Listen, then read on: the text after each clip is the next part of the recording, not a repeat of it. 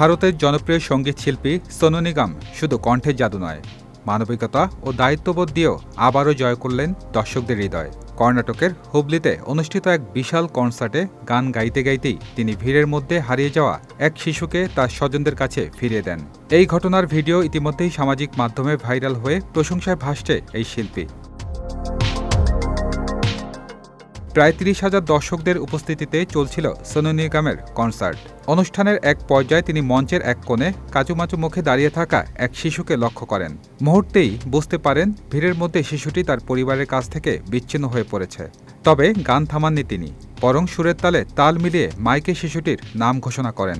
শিশুর নাম ছিল শ্রী সাই। রসিকতার ছলে তিনি বলেন, শ্রী সাই, কোথায় মা বাবা? তাড়াতাড়ি এসে ওকে নিয়ে যান। বাবা মা তো তোমাকে ছাড়াই মজা করছে। পরে শিশুটির সঙ্গে কথা বলে সোনু নিগম জানতে পারেন সে তার মা বাবার সঙ্গে নয়, কাকার সঙ্গে কনসার্টে এসেছিল। তখন গানের ছন্দ বজায় রেখেই তিনি শিশুটির কাকাকে মঞ্চের সামনে ডাকেন। কাকা সামনে এলে সোনু নিগম মজা করেই বলেন, ভাই, আপনাকে বাচ্চার দায়িত্ব দেওয়া হয়েছিল আর আপনি অন্য কাজে ব্যস্ত। গায়কের এই রসিকতায় দর্শকরা হেসে ওঠেন। অল্প সময়ের মধ্যেই শিশুটিকে তার স্বজনদের হাতে তুলে দেওয়া হয়। সামাজিক মাধ্যমে ছড়িয়ে পড়া এই ঘটনার ভিডিও দেখে অনেকেই মন্তব্য করেছেন, একজন বড় মাপের শিল্পীর দায়িত্ববোধ ও মানবিকতার দৃষ্টান্ত স্থাপন করেছে সোনু নিগম।